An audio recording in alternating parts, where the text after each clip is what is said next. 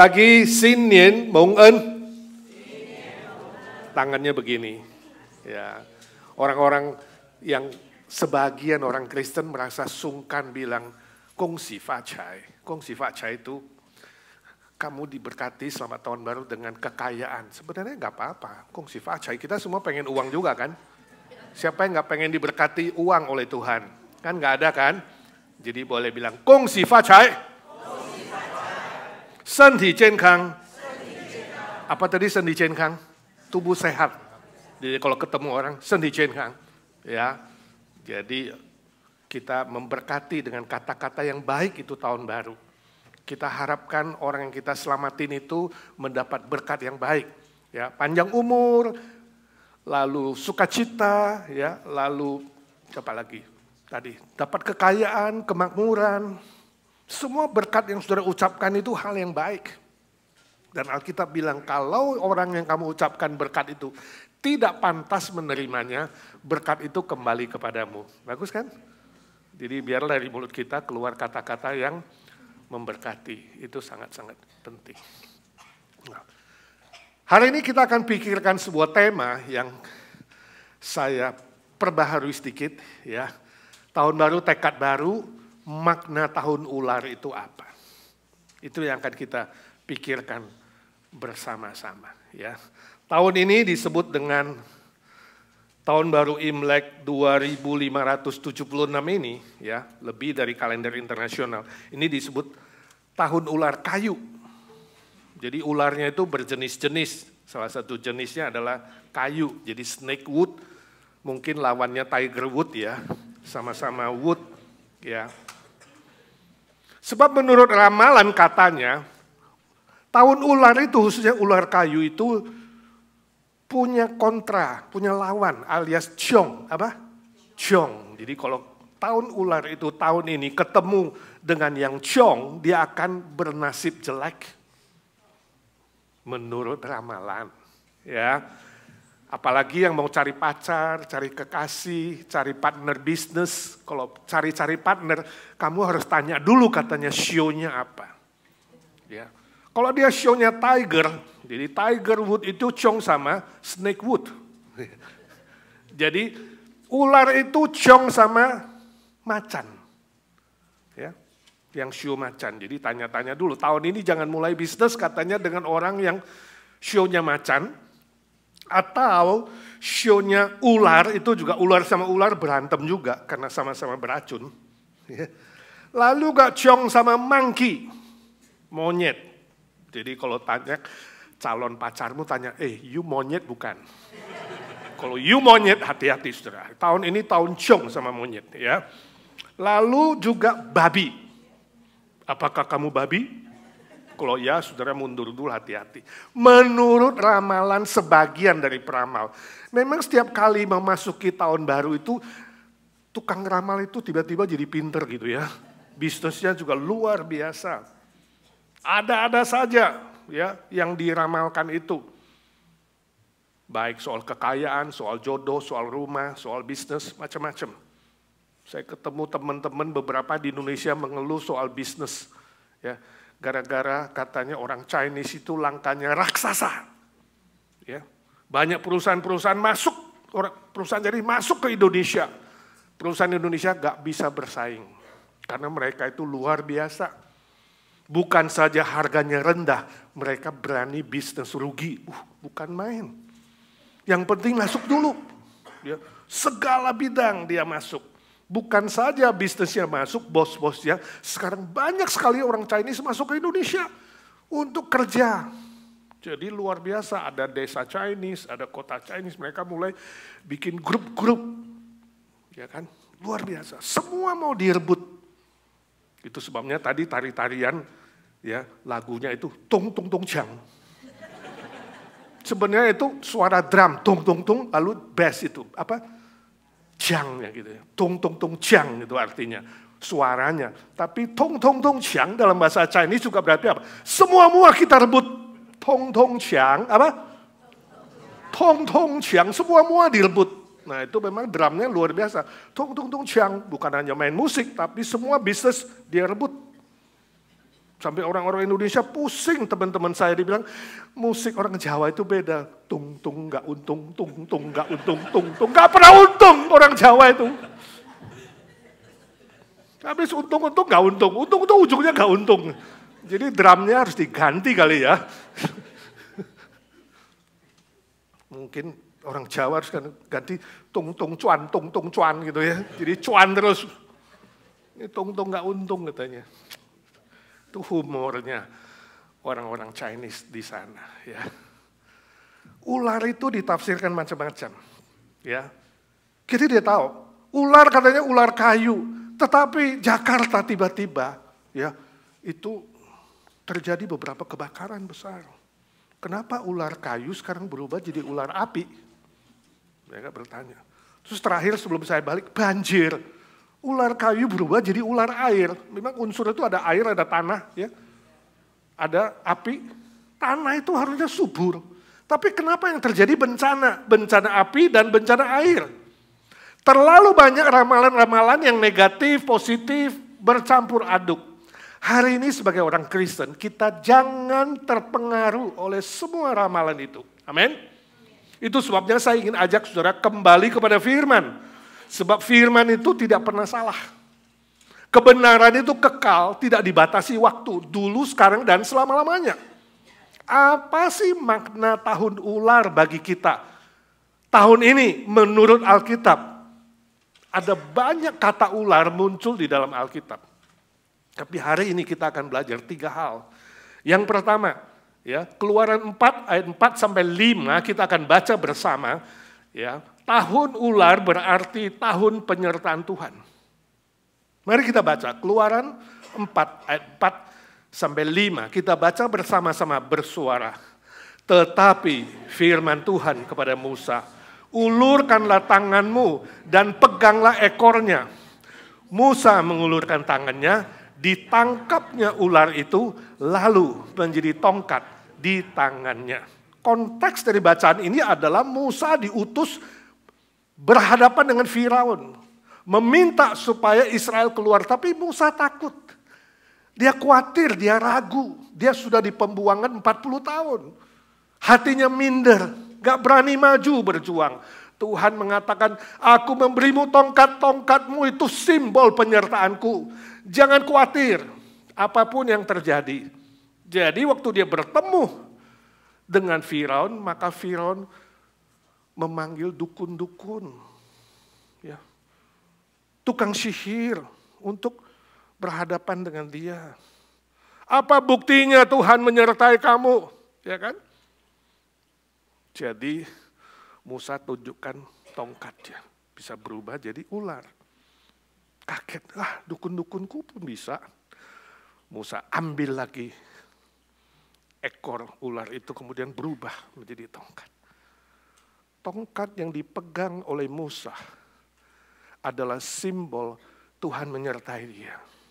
Sampai akhirnya dia berhasil membawa seluruh Israel keluar dari Mesir, lebih dari 2 juta manusia. Ular bukan berbahaya, ular bukan simbol negatif di sini, tapi simbol positif. Ular kayu diubah jadi tongkat kayu, tongkat penyertaan Tuhan. Saudara, mari kita yakin bahwa Yesus bilang, aku akan menyertai kamu sampai kesudahan zaman. Oh, tidak berarti saudara kemana-mana bawa tongkat, saudara. Ya. Tapi maksud saya, kamu harus punya mata iman untuk melihat Tuhan. Aku pegang janjimu, kamu menyertai aku tidak takut ramalan A, ramalan B, ramalan C yang negatif. Aku tahu Tuhan janjimu, yes, dan selalu amin menyertai aku kemanapun aku pergi. Di depanku, di belakangku, di kiri, di kanan, di dalamku Tuhan kau berjanji menyertai aku. Dan kemanapun aku pergi ya Tuhan, tongkatmu itu, penyertaanmu itu memelihara aku. Amin. Supaya Tuhan mengangkat segala kekhawatiranmu, ketakutanmu, kegelisahan hatimu. Dan tahun ini digantikan dengan sukacita sorga, damai sejahtera. Kalau ada Tuhan menyertai, ada damai, ada ketenangan. Bahkan ada pemeliharaan yang tak pernah meninggalkan kamu. Seperti tadi Ira berkata, janji Tuhan, orang yang percaya tidak akan meminta-minta, tidak akan jadi pengemis, tidak akan dipermalukan. Tapi tahun ini menjadi tahun damai sejahtera, sukacita, dan penuh pemeliharaan Tuhan. Amin. Saya baca cerita seorang ibu miskin di Taiwan. Waktu itu sangat-sangat sulit, habis perang. Suaminya mati. Hartanya hampir habis, semuanya dijual hanya untuk memelihara 4 orang anak. Luar biasa. Dia setia memelihara anaknya, dia yakin Tuhan pelihara. Sampai suatu hari makanan habis. Ibu itu bingung bagaimana memberi makan anaknya. Semua perabotan sudah dijual. Suatu pagi anaknya terus menangis, bilang lapar mami, lapar. Dia bingung, Tuhan bagaimana, makan apa, gak ada makanan. Dia lihat di seberang rumahnya ada toko bakery, toko roti. Dia tahu itu orang tidak percaya, orang ateis, suka ngejek-ngejek orang Kristen, ya pelit lagi. Jadi pasti kalau ke sana pun nggak bakal dapat roti. Tapi anaknya terus menangis, akhirnya mau tidak mau dia menyeberang jalan. Dia pikir aku akan minta pinjaman atau kredit. Lalu dia masuk ke toko itu, masih sepi, gak ada siapa-siapa. Dia bilang, Pak boleh nggak aku kredit sedikit duit untuk beli roti? Kamu pasti tidak punya uang, bagaimana kamu bayar? Kalau nggak bisa kredit, bagaimana kalau aku doa?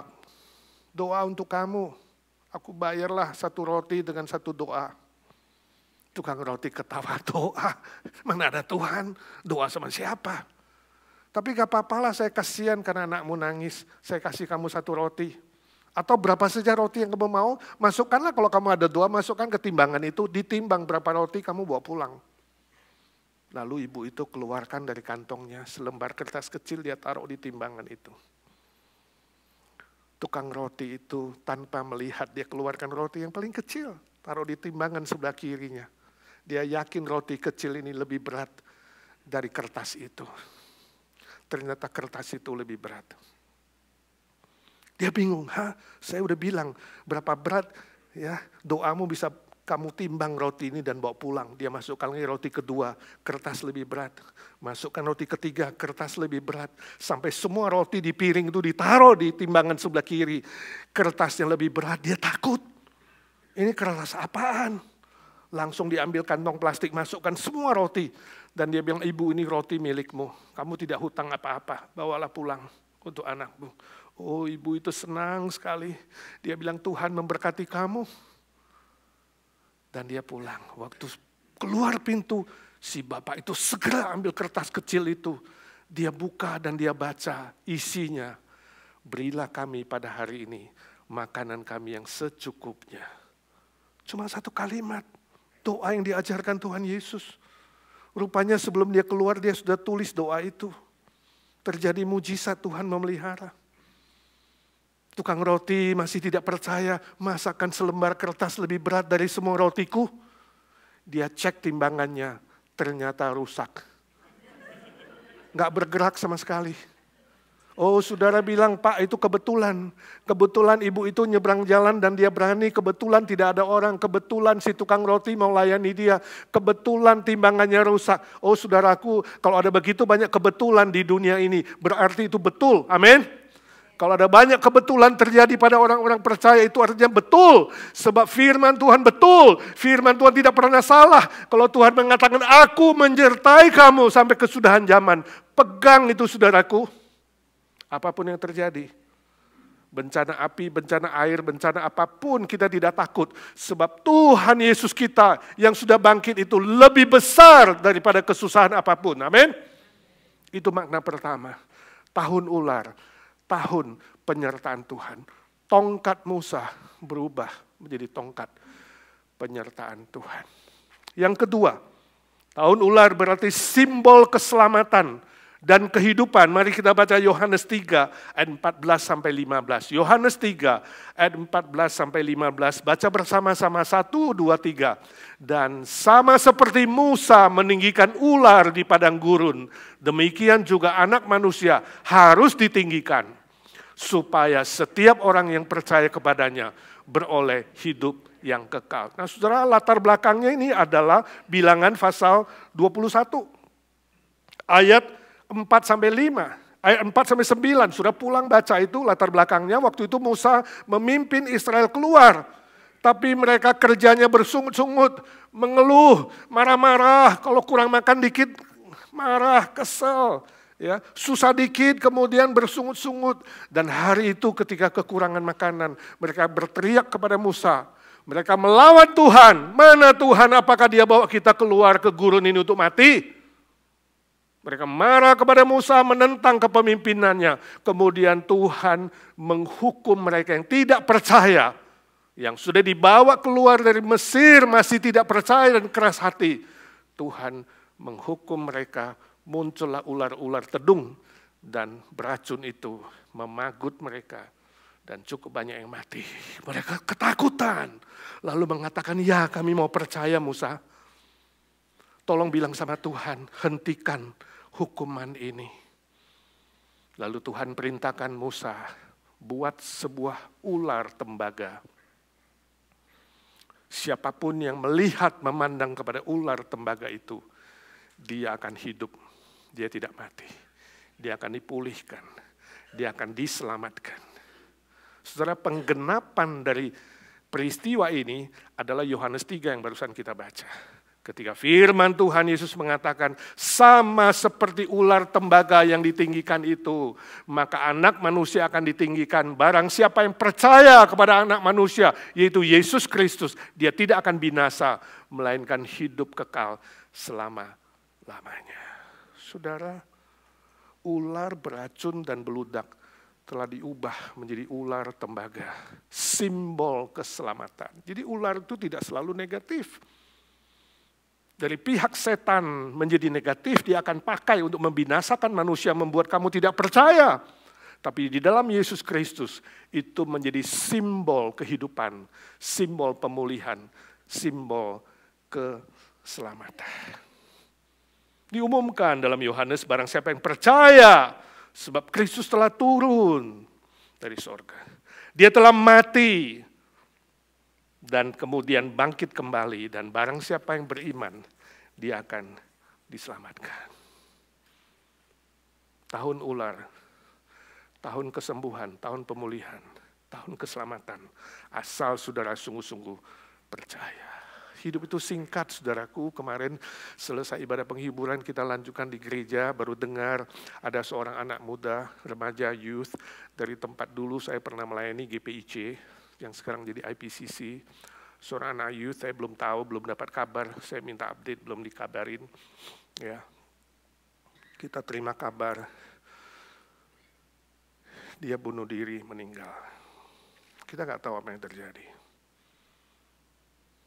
Iblis berusaha membisikkan itu mungkin, bunuh diri adalah solusi, bunuh diri adalah solusi, bunuh diri bukan solusi, saudaraku, itu yang harus kita beritakan. Banyak anak muda telah dibohongi oleh iblis ketika ada susah, ada stres, ada penderitaan, ya. Entahkah patah hati, entahkah mungkin tidak lulus ujian, entahkah kemudian dapat tekanan berat, iblis akan bilang, ngapain kamu hidup? Tuhan sudah meninggalkan kamu, jangan percaya dia. Bunuh diri saja, gampang. Bunuh diri itu adalah penyelesaian. Itu bohong, saudara. Jangan percaya. Bilang sama anak-anakmu, bilang sama remajamu, yang mungkin sekarang kesepian, tidak punya siapa-siapa. Salah satu dari efek negatif daripada internet yang kita miliki hari ini adalah membuat manusia makin individualistik, membangun dunianya sendiri, mengurung diri di kamar kalau ada persoalan. Dan iblis akan masuk dari situ. Iblis bekerja di handphonemu, saudaraku. Entahkah itu godaan pornografi, pelacuran, perjudian, segala macam ada di situ, saudara. Dan kalau tidak hati-hati, saudara dan anak-anak mudamu akan tergoda. Dan hidup di dalam dunianya sendiri, dan ujung-ujungnya adalah bunuh diri. Bukan saja anak remaja, orang tua juga banyak bunuh diri. Indonesia lagi rame judi gelap, saudara. Banyak orang yang kemudian kebelit-belit hutang karena perjudian gelap, akhirnya juga bunuh diri. Anak-anak muda di Jepang, di Hong Kong karena kalah saing, Singapura, dan kota-kota yang begitu ketat persaingannya, itu pun solusinya bunuh diri, lompat dari gedung tinggi. Kita perlu berdoa supaya anak-anak muda kita, anak remaja kita tetap kuat di dalam Tuhan. Punya iman yang teguh, seperti sauh yang dilemparkan ke dalam laut. Walaupun ada ombak, ada gelombang, ada air, ada banjir, kapal itu tidak akan tenggelam. Itu iman yang teguh. Berdoa saudara, hidup itu singkat. Kita tidak tahu. Kemarin juga kita dengar cicinya Elia yang sakit di Jakarta juga dipanggil pulang. Kamu tidak tahu kapan Tuhan panggil. Hidup itu pendek sekali. Ya, bencana banjir di Jakarta, bencana kebakaran di Glodok itu nightclub kebakar, saudara. Kita tidak tahu jumlah yang mati sampai hari ini tidak bisa diidentifikasi. Satu bag itu kantong mayat, isinya beberapa mayat, rata-rata semua nggak bisa dikenal, nggak bisa diidentifikasi. Kita tidak tahu, hidup itu begitu pendek. Ketemu seorang businessman, dia bilang, Pak, barusan saya diajak untuk rapat di Glodok itu, di restoran sebelahnya, pas di samping nightclub, untuk bicara nightclub yang lain. Saya menolak itu. Dan puji Tuhan, malamnya nightclub itu terbakar. You tidak tahu, hidup itu sangat pendek. Kalau tahun ini kamu tahun terakhir, atau minggu depan kamu terakhir di bumi ini, izinkan saya tanya. Atau besok kamu harus meninggal, izinkan saya tanya. Kamu yakin gak 100% kamu selamat? Kamu yakin gak 100% dosamu diampuni? Ini sangat-sangat penting. Jangan sombong, jangan banggakan usahamu, pekerjaan baikmu, apapun yang kamu punya. Tidak mungkin membuatmu membayar hutang dosamu dan masuk surga. Saya injili seorang ibu di Jakarta, dia bilang, Pak, saya berusaha ya. Saya gak yakin selamat, tapi saya berusaha berbuat baik ya. Saya bilang, stop berusaha. Kalau kamu masih usaha berbuat baik untuk masuk surga, maafkan saya ngomong, kamu wanita paling sombong di dunia. Kaget dia. Loh, maksudmu apa? Ya, kalau kamu masuk surga dan teman-temanmu tanya, kenapa masuk sini? Kamu mulai cerita, saya buat ini, saya usaha ini, saya bikin ini, saya bantu orang miskin, segala macam. Kamu adalah wanita paling sombong di situ. Dan kawan-kawanmu juga sama, berusaha. Dengan perbuatan baikmu, pahalamu, kamu masuk surga. Saya gak mau ke surga begitu, sorry. Karena masing-masing orang menceritakan kehebatannya. Saya ingin ke surga yang saya sendiri gak mampu, karena sempurna, karena kudus, karena terlalu mahal. Saya gak bisa beli, terlalu sempurna. Dan saya terima itu dengan iman. Anugerah, saya akan bilang dan kawan-kawanku akan bilang, aku tidak layak di sini, aku tidak pantas, aku najis, harusnya aku binasa. Tapi Tuhan Yesus itu membayar hutang dosaku. Aku harusnya dibuang di api neraka, tapi Dia kasihani aku, Dia selamatkan aku. Dia yang bayar hutang dosaku yang sangat-sangat besar itu. Semua orang bicara begitu. Jadi yang dimuliakan, ditinggikan Tuhan, bukan kita. Oh, dia mulai mengerti. Walaupun dia belum bisa percaya. Ada waktunya. Di mana-mana saya ceritakan Injil Tuhan. Itu tugas kita. Kalau tahun ini saudara masih diberikan hidup, ingat ada hutang Injil. Bayar itu kepada orang-orang yang belum percaya. Kalau saudara duduk di sini hari ini tidak yakin keselamatanmu, jangan pulang sebelum hari ini kamu didoakan. Bahwa kamu yakin tidak ada jasamu setitik pun, semuanya jasa Tuhan Yesus dan kamu hanya percaya, beriman. Amin. Kalau sudah percaya bagaimana? Saya tanya, buktinya apa? Buktinya apa kamu beriman? Saya injili orang-orang di Indonesia, sebagian sinis mengatakan, Pak gak usah ceritalah, banyak orang Kristen itu palsu. Saya bilang memang iya, apalagi di Amerika lebih banyak lagi dari Indonesia. Ada juga pendeta yang homo, lesbian, ya kan? Kamu lebih kaget kan? Di Indonesia mana ada pendeta homo? Kita di situ ada. Gila gereja liberal itu. Dia kaget. Tapi ingat, apakah kalau ada yang palsu, kamu juga ikut palsu? Yang saya ceritakan yang asli, Yesus yang asli. Apakah ada diamond palsu, kamu gak pernah beli diamond, benci diamond? No. Tetap yang asli itu ada. Dan yang asli adalah Tuhan Yesus. Dia gak pernah bohong, gak pernah dusta. Ya. Saya yakin dari sekian banyak teman-temanmu Kristen palsu, ada yang asli, coba lihat baik-baik. Bergaul dulu. Jadi hari ini saudaraku, kalau kamu bilang kamu sudah terima, sudah percaya, hei teman-teman izinkan saya tanya, apa buktinya? Kamu asli atau palsu? Sungguh di dalam kamu itu ada cinta kasih Tuhan. Kamu menerima kasih Kristus dalam hatimu enggak? Menerima pengampunan yang sempurna dalam hatimu enggak? Ini penting sekali. Kalau bilang iya, buktinya apa? Apakah hidupmu memancarkan pengampunan dan kasih Kristus? Saya kasih ilustrasi, kamu ke kafe, pesen cappuccino. Cappuccino bukan cappuccino, bukan. Cappuccino, right? Ramai sekali kafe itu. Kamu ambil kopi itu tidak sengaja atau gimana, kamu putar badan tumpah. Ada beberapa kemungkinan kenapa kopimu tumpah. Coba yang baris ini, saya tanya, possibility one, kenapa tumpah? Hah? Ditabrak orang, berarti kesalahan pada orang lain. Di sini, kenapa tumpah kopimu? Kenapa kopimu tumpah? Kepleset, gak sengaja, gak hati-hati, kesalahan diri. Ketiga, kenapa kopimu tumpah? Hah? Putar-putar, gak ada kerjaan kali. Yang keempat, kenapa kopimu tumpah? Kepenuhan, salah kopi yang buat kopi. Saudara lihat, ini kecenderungan manusia. Kalau ada masalah, ada problem, kita mulai pikir, ini salah siapa ya? Salah diri sendiri, salah orang lain, salah situasi, salah bapak mama yang melahirkan kamu, salah keluarga, ya, salah pendidikan. Terlalu banyak possibility. Dan belum tentu salah sih, cuma poin saya hari ini, pertanyaan saya, hanya ada satu jawaban yang mutlak benar. Kenapa kopimu tumpah? Karena cangkirmu berisi kopi. Mengerti?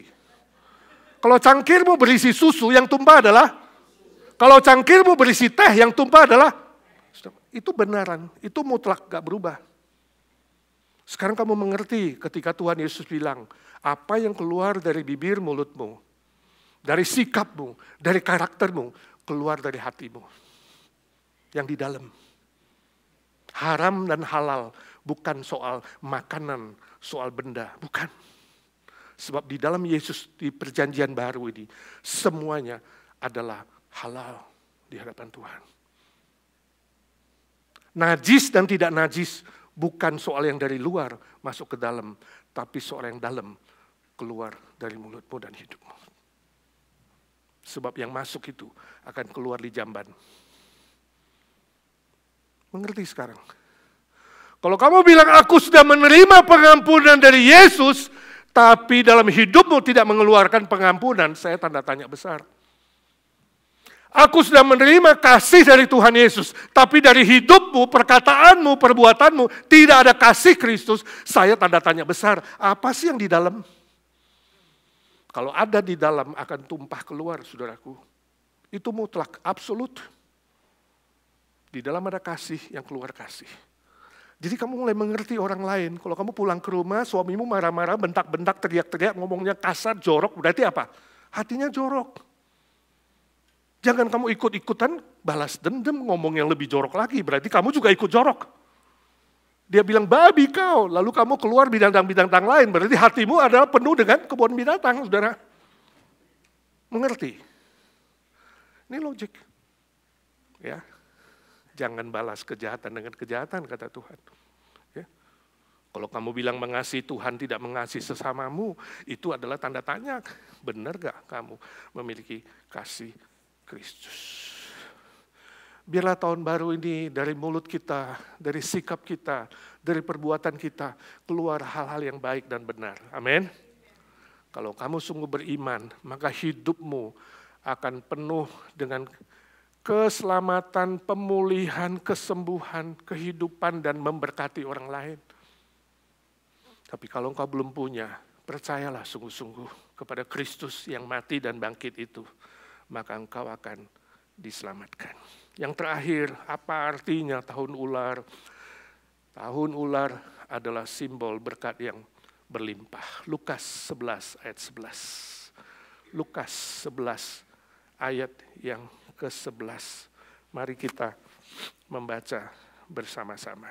1, 2, 3. Bapak manakah di antara kamu jika anaknya meminta ikan daripadanya akan memberikan ular kepada anaknya itu ganti ikan? Saudara, ini konteksnya adalah tentang Bapa di sorga yang mengasihi dan mencintai anak-anaknya lebih dari Bapa di dunia ini. Sebab Bapa di dunia ini tidak sempurna.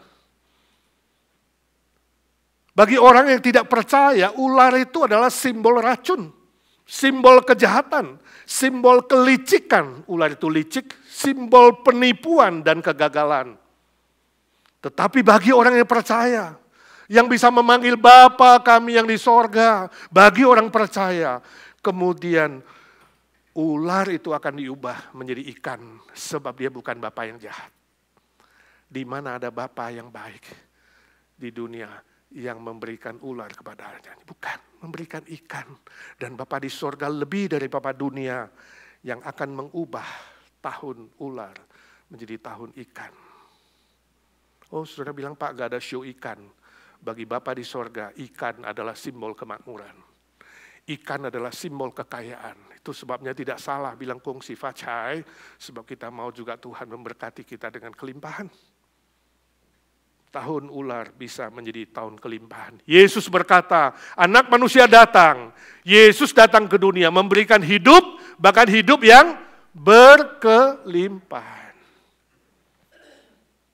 Bayangkan Petrus ya, dan kawan-kawan ketika mengandalkan pikirannya, mengandalkan dunia, mengandalkan sesuatu yang bersifat materi. Mereka mencari ikan sepanjang malam. 1 ekor pun gak ada. Ketika engkau mengandalkan pengertianmu, logikamu, kehebatanmu, pengalamanmu, dan apapun yang kamu punya, hari ini berjuang mati-matian, Tuhan bilang tidak ada berkat, tidak ada berkat. Bukankah Petrus dan kawan-kawan adalah nelayan, ahli ikan, bertahun-tahun hidup jadi nelayan, pengalamannya segudang. Mereka tahu kapan ada ikan, kapan tidak ada. Kapan pergi melaut, malam jam berapa berangkat. Mereka tahu tempatnya, mereka tahu situasinya, mereka tahu semua-muanya. Tapi Tuhan tidak buka keran berkat, 1 ekor ikan pun tidak ada. You boleh berjuang pagi, siang, malam. Tapi kalau Tuhan tidak buka keran berkat dari sorga, you got nothing, gak ada, nol. Ibarat kamu kumpulkan 0 di bumi, tulis ceknya, dapat cek itu banyak nolnya, 12, 15, 20. Gak ada angka di depannya, saudara. Gak ada gunanya. Apa yang kau kumpulkan secara duniawi dan materi, tanpa Tuhan memberkati kamu, hasilnya nol, saudara. Itu dialami oleh Salomo. Jadi Kristus nomor 1, dia duluan. Maka 000 di belakangnya, usahamu, pekerjaanmu, ya, waktumu, kehebatanmu, kepintaranmu, itu jadi berarti kalau ada Yesus di depan. Ingat itu. Tahun ini akan jadi tahun kelimpahan kalau kamu taat. Itu sebabnya Yesus muncul pagi-pagi. Mereka membersihkan net dan jalanya, ya, para nelayan itu, perahunya. Yesus bilang, melaut sekarang. Kalau nelayan yang normal bilang, gila, kita baru pulang dari laut kok. Mana mungkin jam segini ada ikan, gila, gak masuk akal. Tapi Petrus dan kawan-kawan saat itu taat kepada Yesus tanpa komentar. Mengalahkan pikirannya, pengalamannya, emosinya. Mereka pergi melaut. Yesus bilang, lemparkan jalamu. Gila, kemarin kita udah lempar 1000 kali. Gak ada hasilnya, masa lempar lagi di sini? Tapi mereka taat tanpa komentar. 1 kali lempar jala, dapat ikan yang berlimpah ruah sampai perahu hampir tenggelam. You see? Ketaatan selalu mendahului berkat. 1, 2, 3. Ketaatan selalu mendahului berkat. Itu hukum rohani, gak berubah. Hukum yang absolut dari Tuhan. Kalau kamu tidak taat, jangan minta berkat. Sebab mau berkat harus taat dulu, jangan dibalik-balik. Jangan bilang, Tuhan saya mau berkat dulu baru tahun ini taat. No. Hukum rohani tidak boleh dibalik-balik. Taat dulu. Walaupun kamu belum melihat ikan itu. Walaupun logikamu mengatakan, gak mungkin. Ini melawan logika saya, melawan pengalaman saya. Tapi kalau kamu taat firman Tuhan, kamu akan mengalami tahun ini, tahun kelimpahan, tahun kemakmuran. Amin. Saya ingat seorang anak muda di Jakarta, minta saya doakan Pak bisnis baru. Saya bilang bisnis apa? Dia gak mau cerita.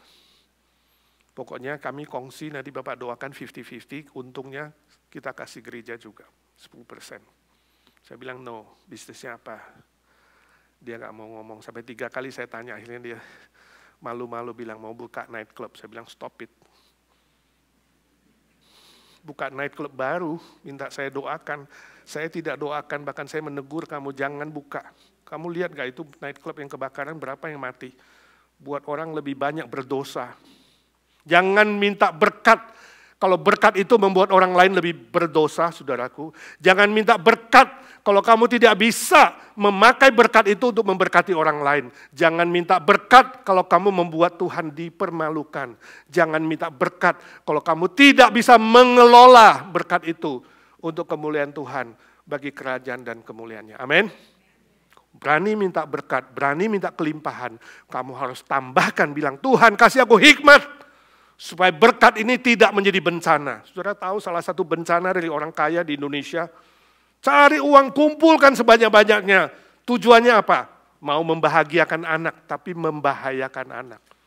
Banyak orang tua yang mati, bahkan sebelum mati, anaknya udah berkelahi, mau tembak-tembakan, bunuh-bunuhan, gara-gara harta orang tua.